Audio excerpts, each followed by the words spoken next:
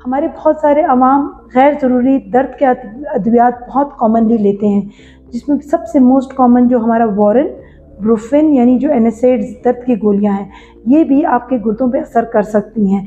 इसलिए हमेशा आपको अपने डॉक्टर से रुजू करके पूछ के फिर इन दवाइयों को इस्तेमाल करना चाहिए। इसके अलावा मेरी एक और रिक्वेस्ट होगी कि हकीम का इलाज जितना आप अवॉइड कर सकते हैं वो बहुत ज़रूरी है। अस्सलाम वालेकुम, मेरा नाम डॉक्टर नादिया इफ्तिखार है।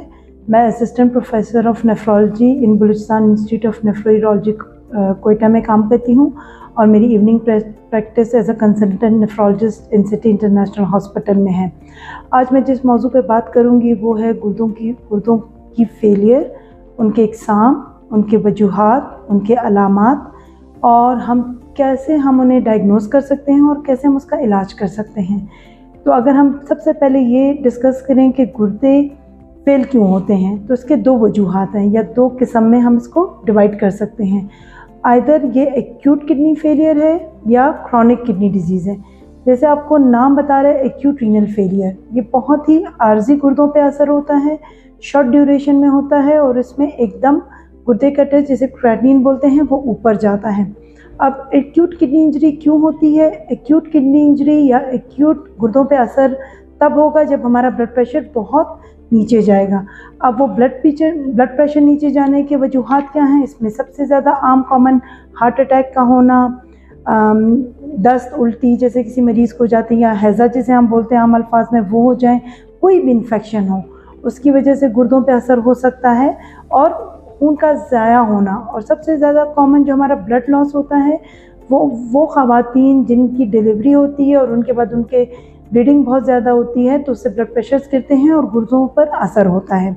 अच्छा, ये जो ब्लड लॉस है या ये जो सब कुछ ब्लड प्रेशर गिरेगा और गुर्दे हमारे आर्जी तौर पर असरअंदाज होंगे, ये आर्जी यानी शॉर्ट ड्यूरेशन के लिए होता है। अक्सर इसकी ट्रीटमेंट में कुछ मरीज़ जो है वो दवाइयों से ही बेहतर हो जाते हैं और कुछ मरीज़ों को आर्जी डायलिसिस की ज़रूरत पड़ती है, यानी गुर्दे वॉश करने पड़ते हैं। और अक्सर मरीज़ जो हैं वो 4 to 6 वीक्स यानी 4 से 6 हफ्ते में कंप्लीट रिकवर हो जाते हैं। बहुत ही कम क्वांटिटी में मरीज़ ऐसे रह जाते हैं जिनको लॉन्ग टर्म में गुर्दे की बीमारी या क्रेटिनिन ज़्यादा रहता है। तो ये एक्यूट किडनी इंजरी है। हम जो मसला फेस कर रहे हैं वो है क्रॉनिक किडनी डिजीज़, यानी वो बीमारियां जो गुर्दों पे असर करती हैं और इसमें बड़ा स्लो और स्टेडली जो हमारे गुर्दे के टेस्ट हैं या गुर्दा ख़राब होना शुरू हो जाता है। तो इनकी वजूहात क्या हैं? सबसे आम वजह जो है या सबसे कॉमन वजह है वो शुगर है। आपको पता है कि 100 में से 12 लोगों को शुगर है और अनफॉर्चुनेटली हमारे लोग शुगर का शुरू में प्रॉपर परहेज़ नहीं करते, दवाइयाँ अद्वियात टाइम से नहीं लेते और डॉक्टरों का इलाज प्रॉपरली नहीं करवाते। ये स्लो एंड स्टेडली आपको गुर्दे को डैमेज करती है और लॉन्ग टर्म में ये आपके गुर्दे फेल हो जाते हैं। तो सबसे कॉमन वजह शुगर है, उसके बाद ब्लड प्रेशर है, फिर उसके बाद पथरी का मसला है। जो गुर्दों की पथरी होती है वो बड़ी कॉमन है हमारे माशरे में, और कुछ ऐसे इन्फेक्शंस होते हैं जिसकी वजह से गुर्दे को डैमेज हो सकता है। इसके अलावा कुछ मौरूसी अमराज हैं जिसमें कॉमन डिजीज़ हम बोलते हैं autosomal dominant polycystic kidney disease, जिसमें गुर्दे बहुत बड़े बड़े होते हैं और उसमें सिस्ट बन जाते हैं। और एक और बहुत जो गुर्दे की बीमारी है जिसके बारे में हमें बहुत परेशान कुन होना चाहिए वो है ग्लोमेरुलोनेफ्राइटिस, या उर्दू में से हम बोलते हैं गुर्दों की सोजिश।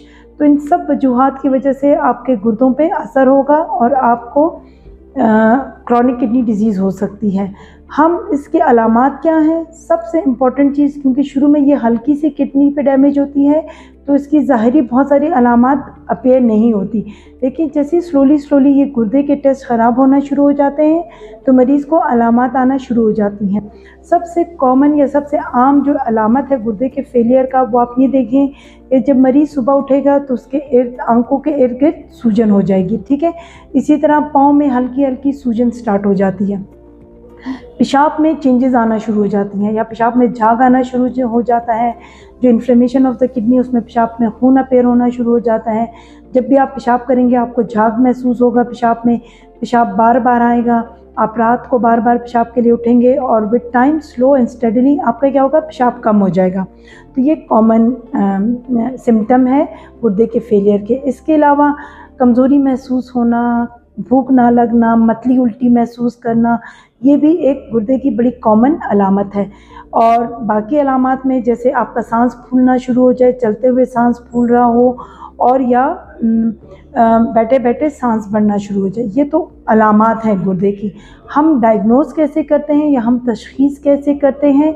चंद एक टेस्ट हैं जो शुगर, ब्लड प्रेशर, पथरी के मरीज़ों को रूटीन में करवाने चाहिए। सबसे कॉमन इसमें यूरिया क्रिएटिनिन है। क्रिएटिनिन जो है वो हमारी किडनी एक्सक्रीट करते हैं या वो हमारे जिस्म से निकालता है। तो जो क्रिएटिनिन का टेस्ट है वो ब्लड टेस्ट है। अगर वो नॉर्मल लेवल से ज़्यादा है तो इसका मतलब है आपके गुर्दे पे असर है या आपका गुर्दे की फंक्शन 100% नहीं है। इसी तरह यूरिन डीआर या यूरिन का टेस्ट बहुत ज़रूरी है, क्योंकि इसमें प्रोटीन का लेवल हमें पता चलेगा कि प्रोटीन लीक तो नहीं हो रही और कोई रेड ब्लड सेल्स तो नहीं आ रहे। थर्ड स्टेज पे हम अल्ट्रासाउंड करवाते हैं, जिसमें हम साइज़ ऑफ द किडनी या गुर्दे का साइज़ देखते हैं। ठीक है, तो मोस्ट कॉमन ये 3 टेस्ट हैं जिससे हमें initial diagnosis of chronic kidney disease का पता चल जाएगा। अच्छा, जब हमें पता चल जाए तो फिर इलाज। तो इलाज क्या है? अगर आपकी किडनी इनिशियल स्टेजेस में डैमेज हुई है तो उसे हम इनिशियल स्टेजेस में बहुत अच्छी तरह से कंट्रोल कर सकते हैं। लेकिन अगर एक दफ़ा आपकी किडनी का फंक्शन लेस दैन 15% या 15% से कम हो जाए तो फिर उसके 2 ही रास्ते हैं, या तो गुर्दे का वॉश, जिसे आम ज़ुबान में डायलिसिस कहते हैं, या आपको नया गुर्दा लगवाना पड़ेगा, जिसे ट्रांसप्लांट कहते हैं। इसलिए जो मोस्ट कॉमन वजह है शुगर और ब्लड प्रेशर, अगर वो अच्छा कंट्रोल किया जाए, दवाइयाँ टाइम पे ली जाएँ और हम अपनी डाइट का ख्याल रखें, एक्सरसाइज करें, रूटीन में अपने टेस्ट करवाएं और अपने गुर्दे के टेस्टों पे नज़र रखें, या आप गुर्दों के स्पेशलिस्ट के पास शुगर वाले या ब्लड प्रेशर वाले मरीज़ ज़रूर जाएं। तो हम इनिशियल स्टेजेस में कुछ ऐसी मेडिसिन आती हैं जो हमारी क्रॉनिक किडनी डिजीज़ या शुगर की वजह से जो गुर्दा फेल हुआ है उसको प्रिवेंट कर सकते हैं। लेकिन जैसे ही मैंने आपको बताया, एक दफ़ा 15% से कम हो जाए तो 2 ही ऑप्शन है, या तो डायलिसिस पे जाएंगे मरीज़ या तो ट्रांसप्लांट है। दूसरी ज़रूरी बात जो मैं आप सबको बताऊंगी, चाहे वो एक्यूट रीनल फेलियर हो, क्रॉनिक रीनल फेलियर हो, हमारे बहुत सारे अवाम गैर ज़रूरी दर्द के अद्वियात बहुत कॉमनली लेते हैं, जिसमें सबसे मोस्ट कॉमन जो हमारा वारन, ब्रूफिन यानी जो NSAIDs दर्द की गोलियां हैं, ये भी आपके गुर्दों पे असर कर सकती हैं। इसलिए हमेशा आपको अपने डॉक्टर से रुजू करके पूछ के फिर इन दवाइयों को इस्तेमाल करना चाहिए। इसके अलावा मेरी एक और रिक्वेस्ट होगी कि हकीम का इलाज जितना आप अवॉइड कर सकते हैं वो बहुत ज़रूरी है, क्योंकि इन अद्वियात से भी अक्सर गुर्दों पे असर हो जाता है। बहुत शुक्रिया।